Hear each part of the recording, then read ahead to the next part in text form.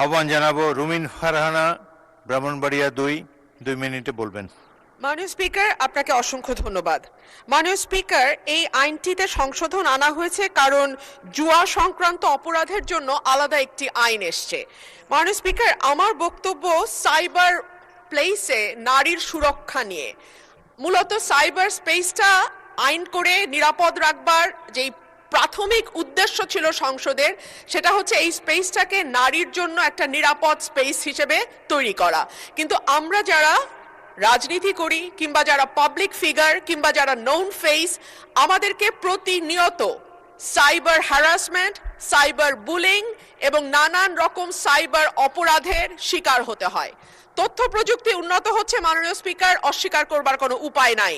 অস্বীকার করবার কোনো উপায় নাই। আমরা এখন এআই জগতে প্রবেশ করেছি। অস্বীকার করবার কোনো উপায় নাই যে কোনটা রিয়েল, কোনটা ফেক, কোনটা ভুয়া, কোনটা সঠিক। এইটা আমাদের শিক্ষিত সমাজেরও অনেকে আসলে হিমশিম খেয়ে যায় বের করতে কোনটা সঠিক এবং কোনটা ভুল। সেরকম একটা প্রেক্ষাপটে দাঁড়িয়ে গ্রামে যখন প্রতিটি মানুষের হাতে স্মার্টফোন, সেলফোন, ফেসবুক অ্যাকাউন্ট, তখন নারীরা, বিশেষ করে নারীরা এবং পরিচিত নারীরা এবং যেই নারীরা হয়তো রাজনীতির সঙ্গে যুক্ত কিংবা মিডিয়া জগতের সঙ্গে যুক্ত, আমাদের জন্য এই স্পেসটা প্রতিদিনই আরেকটু করে অনিরাপদ হয়ে যায়। আমি এই সংসদের মাধ্যমে, মাননীয় মন্ত্রী উপস্থিত আছেন আশা করি, এই সংসদের মাধ্যমে আমি আশা করব নারীদের জন্য আমরা যেন একটা নিরাপদ সাইবার স্পেস রাখতে পারি, তৈরি করতে পারি, সেই ব্যাপারে সরকার মনোযোগী হবেন।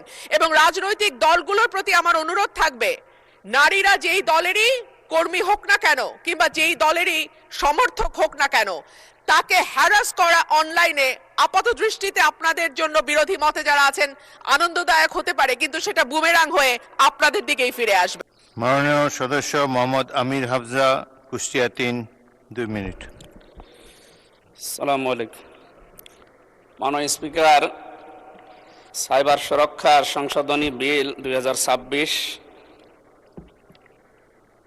20 আগস্ট তারিখের মধ্যে জনমত যাচাইয়ের জন্য বিলটি প্রচার করার আহ্বান জানাচ্ছি। আমি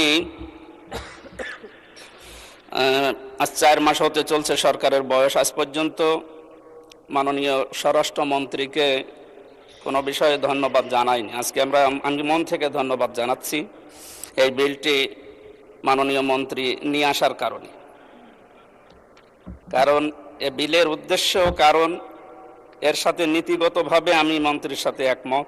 মাননীয় সদস্য, বিলটি তো এনেছেন ডাক টেলিযোগাযোগ মন্ত্রী মাহবুব আনাম সাহেব, আপনি স্বরাষ্ট্রমন্ত্রীকে ধন্যবাদ দিচ্ছেন।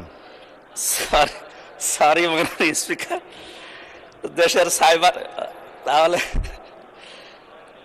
দেশের সাইবার স্পেসকে নিরাপদ ও সুরক্ষিত রাখতে সাইবার সুরক্ষা আইন পাশ করার জন্য মাননীয় মন্ত্রী সংসদে এনেছেন এবং পাশও হয়ে যাবে, কিন্তু এটা জনমত যাচাইয়ের জন্য যেহেতু সময় আছে, এই জন্য দেওয়ার জন্য আহ্বান জানাচ্ছি।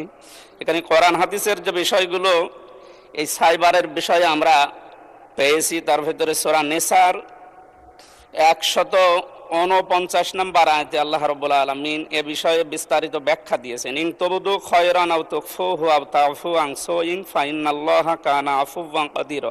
এই আয়াতের ব্যাখ্যায় যেটা বলা আছে, তোমরা যদি সৎ কাজ প্রকাশ করো অথবা গোপন করো অথবা কারো অপরাধ ক্ষমা করো, তবে নিশ্চয় আল্লাহ সর্বশক্তিমান এবং ক্ষমাশীল।